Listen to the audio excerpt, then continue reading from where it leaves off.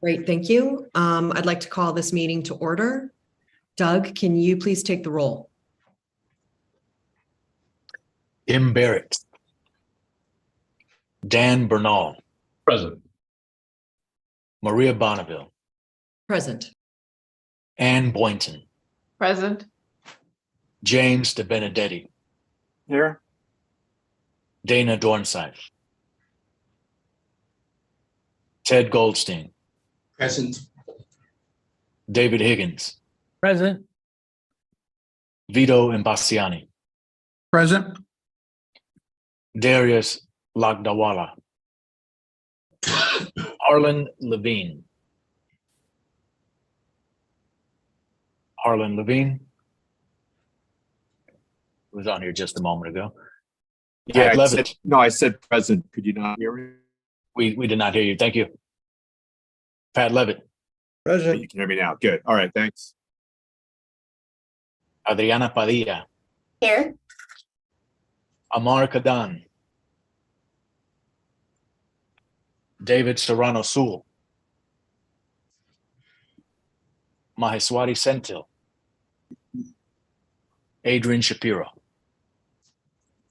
Here. Thank you.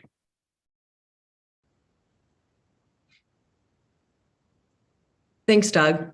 Before I turn this over to Jeff, I wanted to first bring you up to speed on the patient support program. So since our meeting last in June, the CIRM team has posted the CIRM Patient Support Services RFA. In August, the RFA was revised to include some clarifications for applications, and the application was made available in our grants management system. Correspondingly, the application deadline was extended to October 31st to allow applicants adequate time to prepare and submit responsive applications to the RFA. The internal team has engaged 22 potential applicant organizations to describe the program and address questions. A frequently asked questions document is posted on the CIRM website. We've identified expert reviewers to support the application evaluation process. And the internal team has been working on getting all of you scheduled for a review training. So how to use our grants management systems, what to expect from the review, and to review the application itself. The review is on February 8th. You should have received a meeting invite for that date from Lana. If you don't have that on your calendar, please let me know and we'll forward you the meeting invite. I want to thank the Med Affairs team and the business development team for all of your hard work on this program, and I look forward to getting this underway. So thank you. And now I'm going to turn it over to Jeff, who's going to walk us through the Community Care Centers of Excellence concept proposal. Thank you very much. I am going to bring my screen up. So and everyone is seeing that, I hope. Very good. Thank you very much. So as a reminder, I'm Jeff Lomax. I'm Associate Director for Medical Affairs and Policy at CIRM and working with the team to develop this concept plan, and very excited to be able to preview it today and for your feedback. So as a reminder, our mission is accelerating world-class science to deliver transformative regenerative medicine treatments in an equitable manner to a diverse California and the world. This concept is certainly in service of that mission in a very substantial way. I would like to recap the history of how we got to this phase and where we're going moving forward. So in October through March of starting October 2022 and through the spring, we conducted a series of listening sessions, and we've, if you may recall, provided you updates to those sessions along the way. And that work culminated with a public workshop in Sacramento. And again, a number of you participated in the workshop. It was both virtual and live, and it really helped shape the needs, the thinking, and the opportunities to develop this program in a way consistent with its intent. So since that Sacramento meeting, we've put together a a draft concept, again, that is now posted and available for your review. We're consulting with the various working groups, access and affordability today, and we'll meet with the science subcommittee if you recommend we do that. And then they would recommend forward that recommendation to the board should they make that determination. And that would move us into a phase where we would anticipate having an early application in early 2024.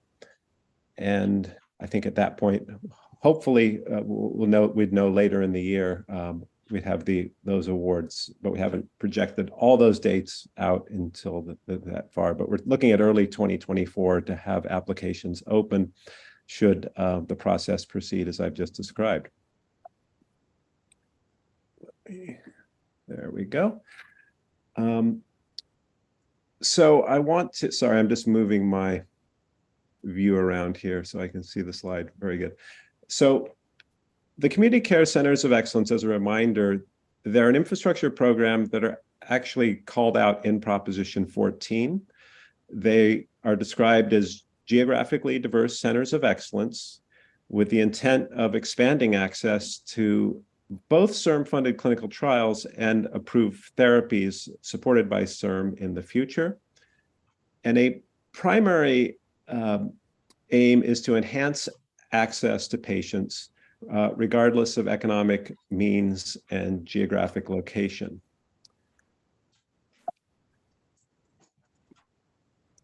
So one of the things that came up in interactions with a lot of different folks, including members of this working group, was a little bit of like, what do these centers look like? And so typically, and this is the alpha clinics, which to some degree they're modeled after, that these centers are teams. They're personnel.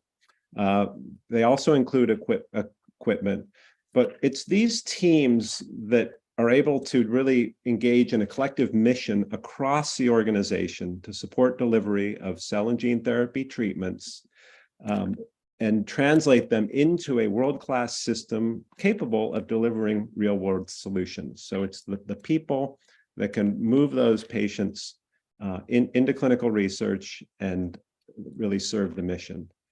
And as a reminder, the backbone of the system at the moment are our Alpha Clinics network. And what you see is, this is from our recent Alpha Clinics Symposium. These are some of the people that help make these centers possible. More specifically, and this is really modeled after what a complete center would look like that specializes in cell and gene therapy research, is they're teams that operate in a number of areas, and they support sponsor engagement, patient education. There's a strong regulatory and coverage analysis component. Regulatory in particular for cell and gene therapy products is very distinct from traditional modes. Product management, that can include everything from manufacturing to handling products depending on the needs. And there's a considerable data management component, obviously, because we're dealing with clinical research. So I'm going to transition now to the next couple of slides that describe some of our activities to date. And again, I mentioned this in one of the earlier slides, but to emphasize, these are the locations and dates of our listening sessions. And I'd like to acknowledge Emily Reyes in particular on our team, who really helped coordinate the logistics and make these events happen. And again, we provided a report back after in December, February, at your December, February, and March meetings for each of these sessions. So I'm not going to go into a lot of detail there, but we do have materials from those meetings that provide some of the substance that we pulled from these meetings. And then again, Sacramento in June. This gives you a sense of the range of organizations that have engaged in the process. They include academic centers, regional hospitals, more distributed regional care networks.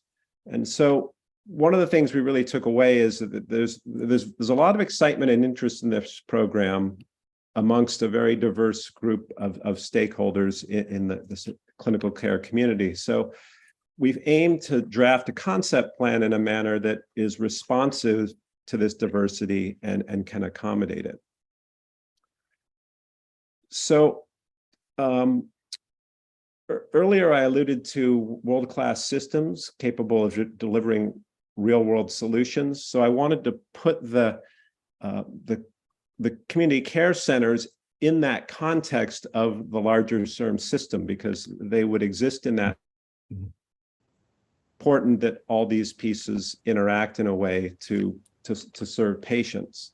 So this is the attempt to really show some of these relationships. For example, we have the Alpha Clinics network, which are already active. They are clinical centers that are where most of CIRM funded trials are active, and our trials over here, we have about 55 active trials occurring in this network. And now we're at a phase where we're trying to sort of buttress this system that's already in place with two important programs that drive access, affordability, and opportunity for patients. The patient support program, as Chair Bonneville pointed out, we are in the application phase there, and that will be, coming online, not simultaneously, but along in a similar time frame as the community care centers of excellence, which at the moment we have a draft concept plan. So there's some other important infrastructure pieces sort of behind here as well, including a manufacturing network and our education network, which will potentially interact with those programs. But this, I hope, gives you a sense of how collectively our sort of both clinical and infrastructure programs, along with patient support, really come together to serve patients and meet their needs in their communities. And one example of how potentially the community care centers become an access facilitator, some of these examples were kind of worked through during our engagement sessions, that the community care center can really serve as a touch point for the community and navigate patients towards some of the existing clinical trials that are operational, for example, in the Alpha Clinics, and that those patients can be treated, and then subsequent follow-up and long-term support could occur in the community setting. And in addition, we have a patient support overlay, which is the program you all recommended, which in addition to having the care geographically located closer to the patient or proximate to the patient, there would also be a financial support component supporting those patients with financial needs. So this is an example. I'm going to now transition to the concept plan itself, and I have a couple more slides and then we can open it up. So the core eligibility and activities that we've proposed are, first of all, that the applicant must have the ability to support clinical operations, and the key term here is to support human subjects protocols. And I'm going to, in the next slide, kind of contrast sort of the difference, sort of supporting versus conducting clinical trials. And in addition, we've also stipulated that the applicant centers would not be administering unauthorized stem cell treatments. These would be treatments that have not received an IND from the FDA. In addition, we've included a career development component, and that's really that the applicant, in many cases, we expect there may be applicants proposing partnerships among multiple institutions, that they have the capacity to support education, training, and career development of really, again, going back to that slide where it showed sort of all the different components of what it takes to deliver these treatments. These are some of the roles that sort of fill there: physicians, nurses, research coordinators, community health workers, or other medical professionals, and really emphasizing the career development aspect there. And finally, the piece that's really unique to this program in a substantial way is the outreach and engagement work. This is something that we've heard a lot about during our needs assessment, and that particularly the role of community-based organizations in performing the trust building and the work that our stakeholders said really needs to happen to engage the community in a way that's going to build trust and confidence in this clinical research. And so we've included a piece, including a piece that involves both community engagement and partnerships with community-based organizations to support the program. So I'd like to just contrast that a little bit with the alpha clinics, because that's a question that came up very frequently amongst a number of folks. But the alpha clinics, in terms of the clinical piece, the requirement was that they're actually delivering cell and gene therapy products. That was a requirement. So they would have to have the capacity to support a CIRM Clin 2 application in the clinical setting. When we say supporting, what we're suggesting there is that they don't necessarily have to be able to deliver an investigational product, although we think there are centers that are able to do that, or certainly interested in developing that capacity. But they could provide patient navigation, support enrollment, do cohort development, do long-term follow-up, the whole set of wraparound services that a patient may need, and maintain sort of proximity to their community. To the extent they can support those activities, we really see value there. In the context of training, the alpha clinics really were creating programs, de novo programs. In the case of the community care centers, what we'd really like to encourage is that those centers become a place where existing training program, either trainees or curricula, can be adapted, or trainees can go to really develop a community perspective, to have additional sites where our students from all our education programs can gain the experience and additional training to grow into the field of regenerative medicine. And then on the engagement side, the alpha clinics do have substantial engagement and navigation capacity, often through the clinical translational sciences units, because most of those sites can draw on that capacity. In terms of the community care centers, what we're suggesting is that certainly that engagement and navigation component is there and should grow and develop, but also community engagement for both CLIN programs and other, that they actually go out, and this could be educating the community. It could be talking to the community about, again, some of the treatments that are out there that may pose risks to their financial or their health, because they're not FDA authorized. And again, a big focus on community-based partnerships, because again, that community reach that we think is going to be vital to the success of this program. Certainly, was a big message from the stakeholders.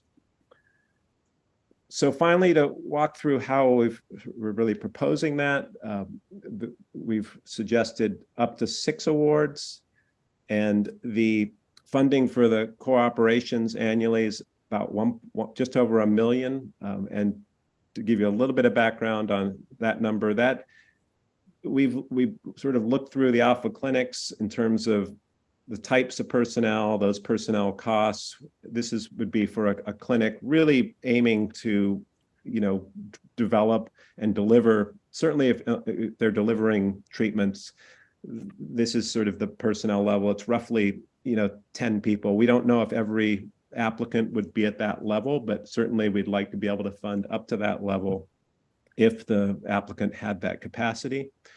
The community-based partnerships, we're projecting at about 250,000 a year. That's for 2 partnerships. And that figure was based looking at the All of Us research program and the line items they were proposing for regional engagement programs. So that was our benchmark there. There's facility funds in this award, and the reason I think the original slide deck had a number here, but we want to be careful with facility funds. We don't necessarily want to apply those across all the years, or maybe those funds may be front loaded, but they're up to 2.5 million per award, not necessarily on an annualized basis, but 2.5 million if up to. And the 2.5 million figure was based on engagement with looking at some of the costs. Now, if you're looking at CAR-T and mobile manufacturing facilities, these are some of the costs if you were leasing units that would enable you to do some cell processing and some of the immunotherapy work. So that was the basis for that estimate. You've got your indirect costs. So that puts us at about just over 2 million per year on an annual basis. And so with that, I will stop and look forward to questions, comments, and Thank you, Jeff. I'd like to open this up. Do any members have any questions or comments?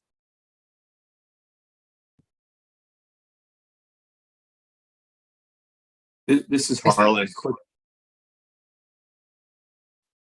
Yeah, go ahead, Harlan. Sorry, I'm having connection troubles. My question is, I feel like there's going to be a lot of scrutiny over everything we do. So I get the elevator speech why we're doing it, and I fully support it. How are we going to measure the impact of this? Like, what are we looking for over time? Our benchmarks have, really been around the engagement of patients and the ability to, sort of navigate patients to clinical trials. So I think that, at one level it would be to, if you look, for example, our clinical trial objectives now, we have DEI objectives within those trials. So I think certainly the ability to measure, the capacity of these sites to support enrollment consistent with the DEI objectives of the trials, sort of at an immediate initial level, would be very important. But I think, over time, more substantially, it's really the ability of these sites, I think, to again support trials in a clinically meaningful way. I suppose I guess the question becomes then, what do those metrics or benchmarks look like, and how might we incorporate them into the application? That's one where I think it'd be interesting to sort of think about how we could do that. Jeff, to go on to what Harlan was saying, also, I guess the ability to be able to, since this is really our first foray into this sort of program out, in areas that don't have this capacity.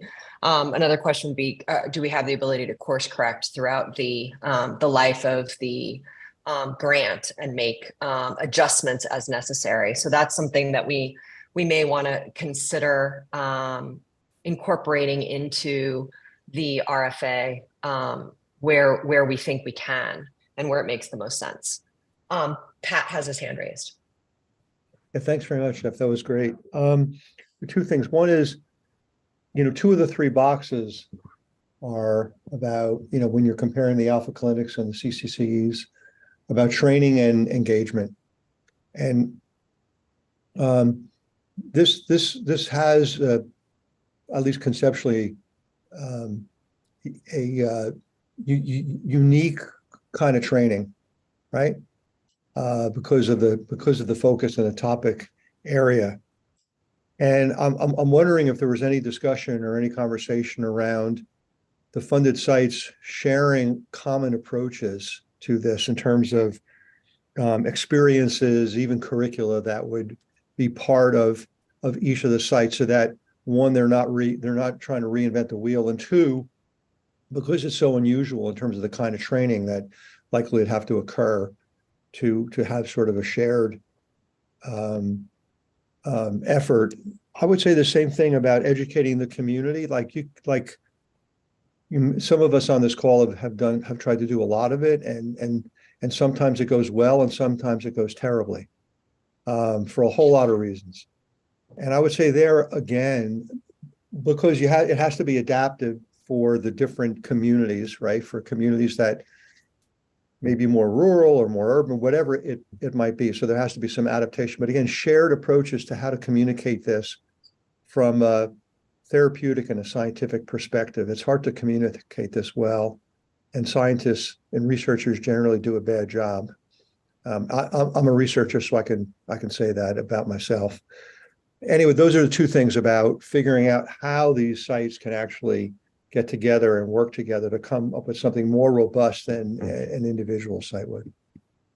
Yes, thank you for that. And it's really that's, honestly, that's one of those comments we kind of keeps us awake at night. So let me just point to a couple of developments where I think we can address that comment, and then invite my CIRM colleagues to comment as well. First of all, some of the Alpha Clinic sites, and they're in the implementation phase now of doing this, did propose in their initial application the development of curricula and portable training options that they intend to deploy out to this network in advance, because we asked them to consider that. So one in particular is a research coordinator program that's being led by UC Irvine. So there are a number of initiatives like that where the Alpha Clinics are, again, trying to provide those curricula and those resources, make them available, and then we're going to have, allow them, encourage interaction with the applicant sites to really allow those to sort of come through the application.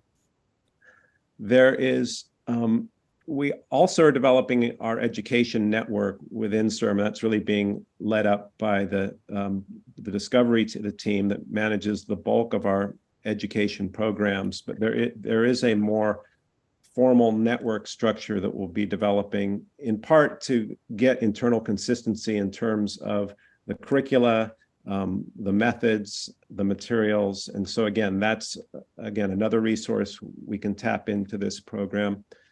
And one of the other ones I think is very exciting, or two other ones that are very exciting, again, opportunities here that can really leverage out through this network, is there is now certification programs for navigators. And we've had some interaction, for example, with some of the organizations that are going to be leading up those certification efforts.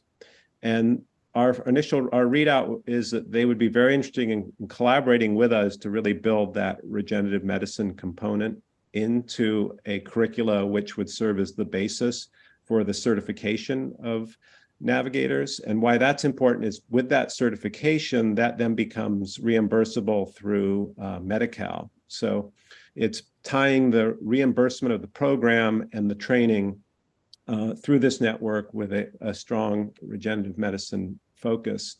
And there's, I think, a similar model that's available for community health workers as well, which then would tie to Medi-Cal reimbursement. So these are all, I think, opportunities that allow us to at least deploy some of our materials and assets in training into a fairly sustainable system of both navigation and engagement. So we're going to continue to try to develop those. These are developing in real time, but I think by the time we get to the application phase, I think we can come up with some ways of really tying that in. And then the last thing is, I think that CIRM's own engagement program is really looking to the program you all are developing on the communication side is really looking to develop a set of resources, materials, and internal consistency in that piece. So the thinking is that if all those we can incentivize a way for many of those pieces to come together, hopefully we arrive at a place that I think addresses your comment, but I'll leave that to you. No, it does address it, and it was great. There are a number of different moving parts. Yeah. As clearly you know this. So, it's great to have everybody playing all these different instruments come together to form the orchestra. But somebody's got to be the conductor. Maybe that's you. I don't know.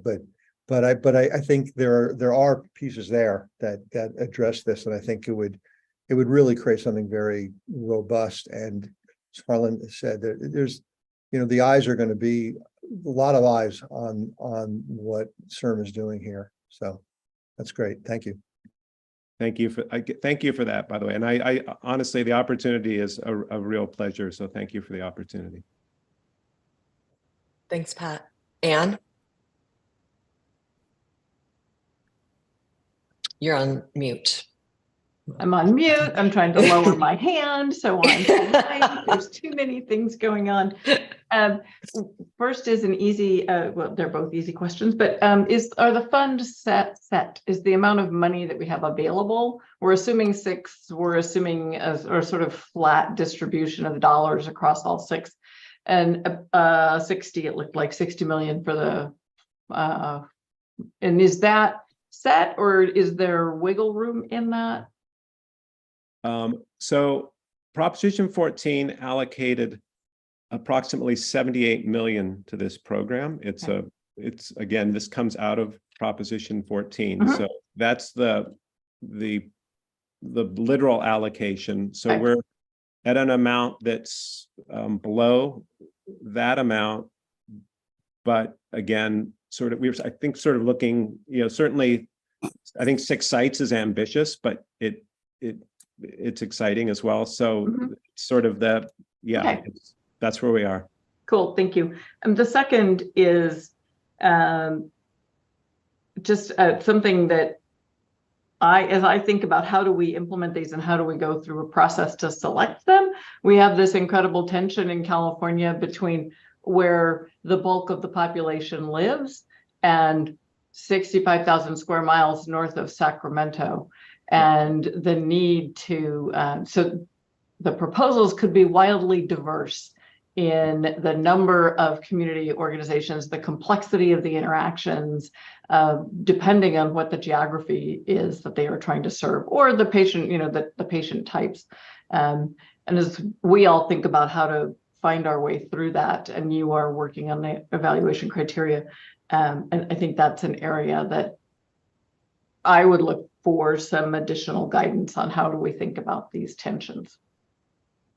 Yeah, and I think, thank you for that. I think the challenge is to honor that diversity, and my sense is this will be, having gone, the Alpha Clinics program was a very defined set of skill set. Here, I think the being flexible in our thinking and allowing that to be part of the evaluation process vis-a-vis the grants working group, it will be vital, because that's absolutely what we learned. I mean, is it a federally qualified health center? Is it an academic center? Is it a community clinic that's supporting clinical trials? Is it a community hospital? It's all of those. So this is very different, and I think we can. It's very exciting, but it is different. Yes. Right. Thank you. Thank you, Anne. Adriana. Yes, if I can get my mute down. So I agree with Pat. There's a lot of moving parts to this, and a lot of interactions that need to be worked out. So I have 2 questions. Would an applicant have to? It sounds like they would need to collaborate or associate or go into this application with all of the Alpha clinics, because each Alpha clinic does something different. And all Alpha clinics, I would think, want to access patients in diverse areas throughout California. So is that part of the criteria that would be looked at per se? And then number 2 is Alpha clinics have funding for outreach and development, as I think Pat mentioned earlier, but so do the awardees for the grants, for the CLINs, basically. They get dollars for outreach, development, creation of relationships with community-based organizations. How do you kind of meld all these moving parts? So I'm going to start with the second one. I think one way most important is to really understand the parts and make them visible to the applicants is a starting point. And so I think we're already seeing that happen to some extent, particularly coming out of Sacramento. It was both a planning and a listening session, but also a networking session where some of those conversations, are occurring. And so, I mean, part of it is socializing what we're trying to do vis-a-vis the CIRM mission with the alpha clinics who, as you say, I think are eager to build these relationships, and then introducing them to the organizations that are, I think, seem like they would be interested or have expressed interest in this program. So I think part of it is creating that visibility and those conditions where that thinking can really develop. And so I think that's what's nice about the CIRM process is the runway up to that. At least we get to that point. And then I think the extent to which we can use the application process to, highlight some of these, specific outcomes that we're interested in. I think that's where we're looking for feedback from you all as well, in terms of, are there, very specific things, we should be looking for in the application. So I hope that gets sort of the second part of your question. And the first part, the alpha clinics, again, absolutely are looking to this program. I think they see opportunities in a variety of areas. I've alluded to the piece about training programs. There's a lot of active work there. And then, a number of the alpha clinics, I think, are interested in working with specific applicants, whether it's on the clinical, the training, or the engagement piece. I think that, again, the key there is we can, are there specific things you recommend that we be looking for in those opportunities, and can we bring them forward in the application itself? So maybe I'll pause there. And again, if there's any of my CIRM colleagues would like to add to that.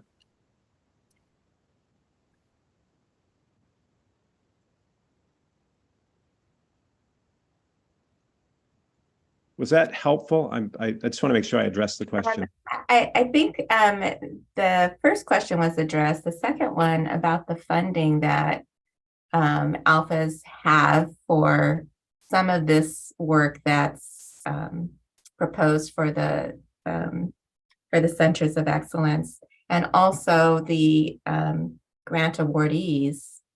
I still don't know how that's going to interact with the dollars. They seem like the dollars are all separate, but yet they should all be together. Lots of moving parts, and how do you meld all that? I don't have a sense of that yet. I mean, from my perspective on this, and thanks, because I did miss that piece. From what I've seen on the alpha clinic side is, the funding that's come in through the award has enabled them to have retain the time of some of the teams that do the outreach and engagement as a specialty, and really offer that as a service and an opportunity. The clinical, and I think you could have something, the model for the community care centers could be similar, where you've got the platform, you've got the opportunity, you've got the infrastructure. What the grant award then provides is the additional funds coming in to really help for that particular program, then sort of, take on some of those costs. So it becomes a bit more of a fee for service model. You still, in order to offer that service, you need that infrastructure, you need those teams, you need to develop those materials, all those pieces. The award gives you then the opportunity to deploy that in a specific use case. So I think there's an opportunity there, and that's what's happening. I think we tend to, to the extent we have we're seeing that that's working is, again, in some of the DEI scores and some of the scores we're seeing on the clinical grants, that they're reviewing those programs as being, at the application stage, very effective. So I think that's, again, the model that we're sort of looking at to sort of expand out further through this program. And I would suggest that the applicants for the Centers of Excellence would need to have access to what programs has Alphas created, what programs have the actual grant awardees created, and try to meld and move into how to augment that, how to enhance that, how to improve that. And that's so that the funds are being used all around for good purpose, basically. Just a suggestion. That's great, Adriana. And Jeff, just for our own exercise internally, I think it's important to be able to show the different outreach efforts, who's responsible for them, and what they entail, just so that we have our own matrix, so that there aren't duplicative efforts, and that they're all working in concert together in the areas where they can and should. So thank you, Adriana, for that. Harlan. Thank you. And I want to acknowledge that I'm bringing up this point probably late in the game, but it was the conversation that just took place about things working in concert and understanding the economics.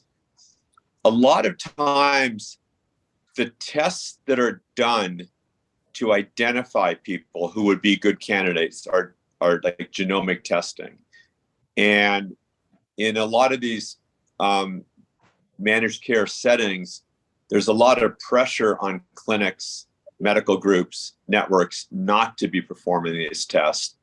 So I think it's important, as we are selecting finalists or thinking about criteria, we really want to understand the commitment to do the pre-work, to identify these high-risk patients, to make sure that they're acting as an integrated body, meaning there's not a subset that's really excited about this, and then there's going to be another part of the clinic that's like, whoa, that's not how we practice medicine. So I just feel like we need to take that into account, because I'm here at a health conference in Las Vegas, and I'm doing a panel with two people talking about disparities in healthcare and barriers to healthcare. And a lot of it is exactly the issue that I'm raising, which is there's sort of these inherent pressures not to do some of the latest and greatest. So anyway, I won't say it a third time. I know I just was being a little repetitive, but I want to make sure that I'm not generalizing to every group, but I think it's important that we pick out and identify this issue. Do you have a suggestion in terms of, there are things we could look for in terms of commitment letters, or it sounds like it's some sort of institutional buy-in that we might want to include as part of an application? Is there things like that you'd recommend? Well, I think we could ask for, what guidelines do they follow? Do they have utilization management process? Who makes those decisions? What's their track record in ordering? There's some specific cancers like non-small cell lung cancer where the evidence has been crystal clear for years that genomic studies should be done. We could ask them to, to present data on what their performance is in those areas. I don't really have an answer to your question, but just, off the top of my head, those are some things. But what I would suggest is to talk to some leading clinicians in certain, who are already in the Alpha clinics or interested in this, or I can identify people at City of Hope who are thoughtful about this and ask them, like, what would they look for in a group to make sure that the group was, demonstrating a capability to identify these patients for the clinical trials that we're talking about. Yeah, I'm sorry, Harlan, can you elaborate a little bit on what you see as the genomic process that, you would go into this portion of the community care excellence? I'm not sure I understood your question. Let me take a Well, shot at it, and you tell me if I. You mentioned that the genomics was one possible segment, for example, for screening and identifying patients, right? Right. And could you go just into a little bit more detail about, how that would play a role in patient identification? Would it go towards, sorting patients to possible different therapies, or what did you? Yeah, I mean, like, if you have and again, please remember, I'm not an oncologist, but if you have lymphoma, if you don't do certain genetic testing, you're going to use traditional chemotherapy as opposed to some of the cell-based therapies or the more advanced treatments. So, I mean, you have to identify the subtypes of some of these conditions to make sure that they qualify. I would imagine as we move into these new therapies for solid tumors, the problem is going to be magnified, because some of the liquid tumors that we've advanced the field on are already at academic centers. But in solid tumor, the vast majority of them, I mean, significant majority of them are in the community, and we just want to make sure that we're identifying the subtypes that would be good candidates for advanced research trials, as opposed to maybe being better candidates for standard of care.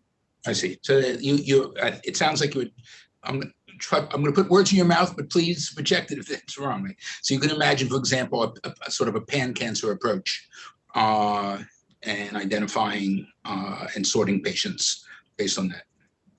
So I'm happy to have words put in my mouth, because I'm not an expert at this at all. What I would suggest is that we do have an expert identify the upstream funnel and what would have to be in place to make sure that these patients are actually getting identified. Because I don't think they just magically pop out and self-identify as being appropriate for a CIRM related study. I'm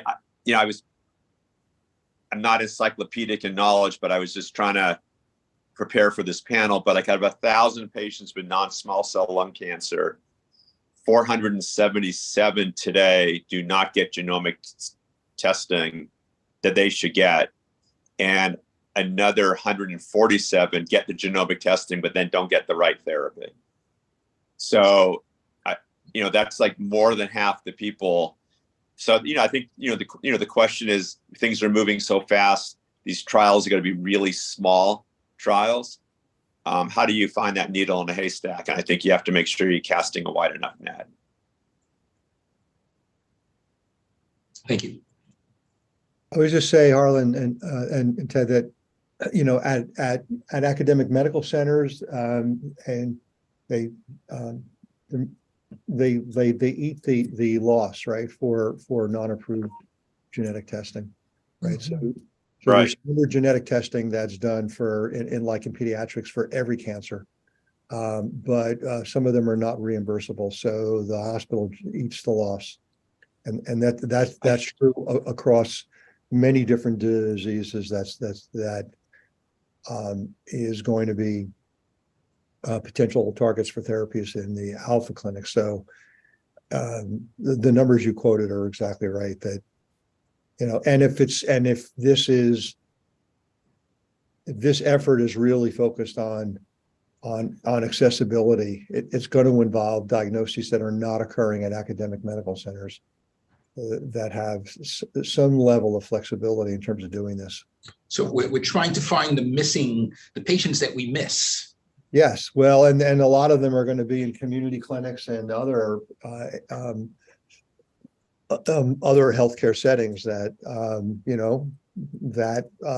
going to be missed, or they'll get they won't have access to this kind of treatment, to these kinds of treatments. I'm no expert either, but I can just tell you that there's a lot of deficit being eaten because of the lack of reasons that still escape me. I'm not a physician. I don't quite understand the stance that you've got something that absolutely is critically important for treatment design and saves a lot of money, and economists will say life expectancy changes dramatically. So that's a real positive, right? In terms of economics, but they're not approved for reimbursement. That's another conversation.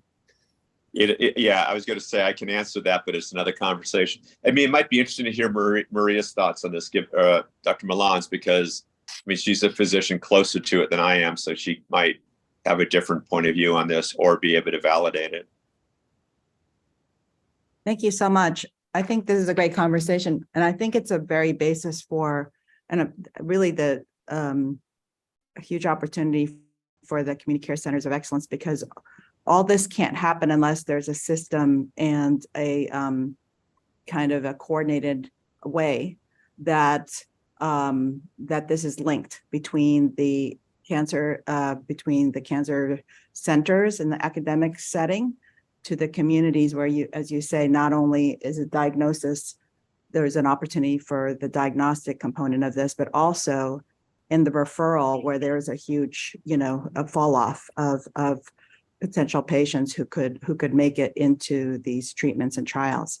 So I think what Jeff, presented today creates the format for this to happen. These centers are not, there may be some centers that are more advanced than others in their collaboration with some of the academic centers and even the alpha clinics, but some of them may not, may be coming in at a less developed point. And those are the very ones that we also want to get to the point that they are able to accept that partnership and be able to, take on the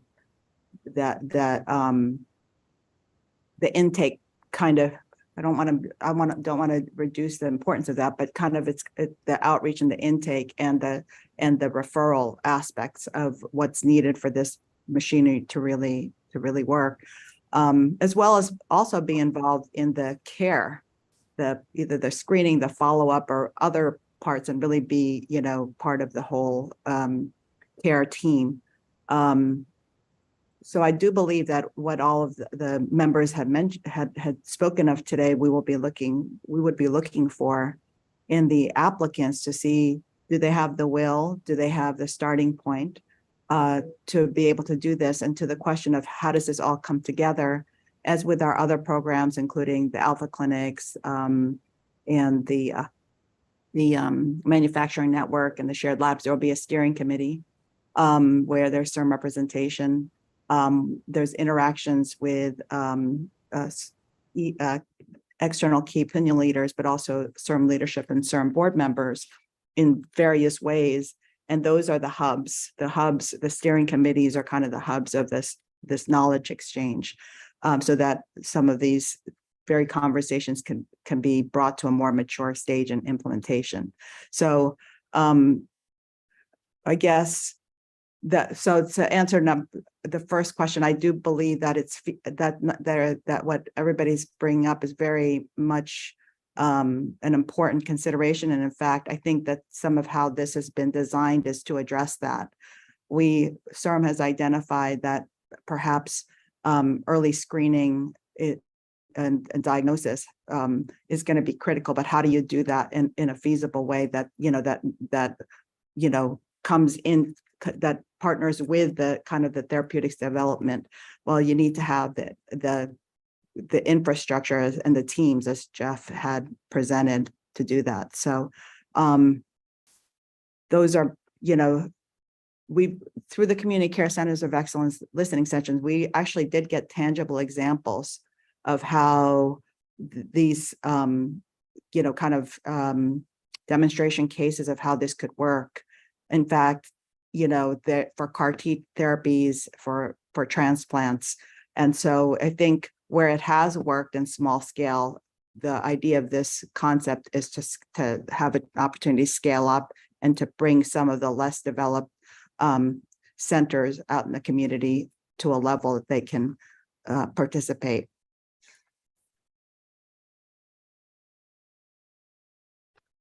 Thank you. Adrian. This is something that we've really been discussing in our community and in our talks, is that we have the lack of opportunity by our care providers to even suggest that we have testing, right? And then there is the other is the cost of testing. So I think our community care centers can help with that, as well as part of our education, which we can do the patients to request it. But I also would like to know if there are people working on, or how does it work to reduce the cost of that testing, right? Or there advances, or there are groups that are working on how to make it, or is the testing just so specific so that, are we really looking at that? Because ideally, it would be just something that's part of healthcare, right? You would be able to have, be tested like you do. Were you vaccinated, or were you this or that or the other? What do you have going on to have this genetic testing done? So I guess that's a question. It may not be for here, but if we're really talking about access and everything and equality, having be part of it. So I don't know if anybody's working on it or their thoughts about it or what, but ultimately that would be part of the great equalizer, right? Having everybody available without maybe having a provider that insists that you're being tested for a certain reason.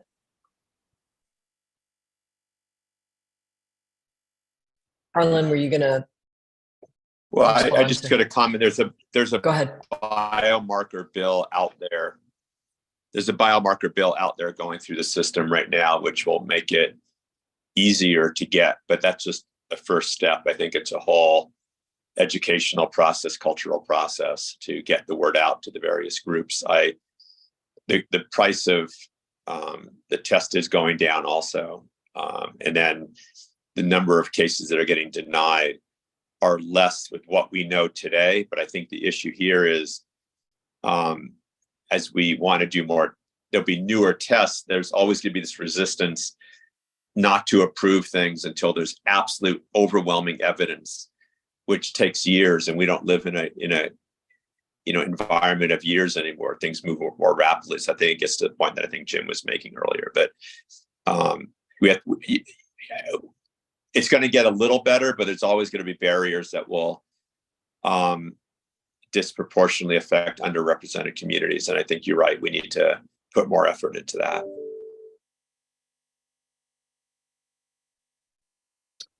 Thank you. So I'm going to ask that we have a motion to recommend this to the Science Subcommittee for its consideration and recommendation to the full board.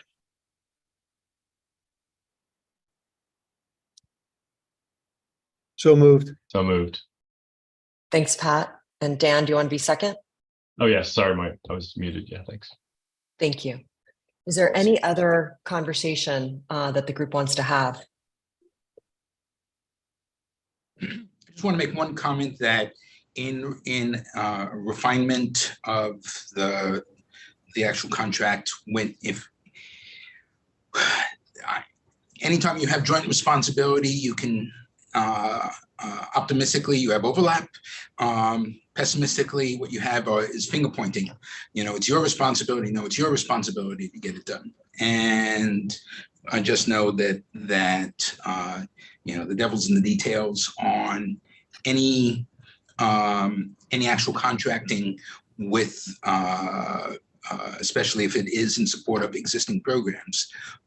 Everybody can always find a way to take money in a budget that's already allocated for community outreach and find other uses for it. So just the specifics that will need to be guarded when you actually have the 6 or so individual detailed relationships. Yeah, and just a brief comment there. Simply, that's why we actually pulled for example, that community engagement piece. There was a very strong recommendation that there's a substantial community engagement piece, and so by pulling that out as a separate line item. That's a way we felt that was an administrative mechanism to ensure that those funds flow to where their commitment lies. Great. Thank you. Do we have any public comment?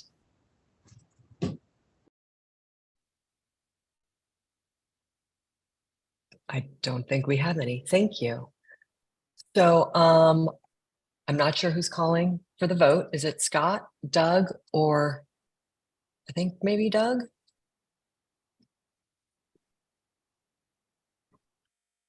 Scott? Hi. Yeah, sorry. Okay. Just getting off It's mute. okay. Thank you. One of those days for all the participants. So, okay, this will be a roll call on the motion to recommend approval to the assigned subcommittee with further recommendation to the full board. Kim Barrett, Dan Bernal, Aye. Maria Bonneville, Yes. Ann Boynton, Aye. James DeBenedetti, Aye. Dana Dornsife, Ted Goldstein, Aye. David Higgins, Yes. Vito Imbasciani,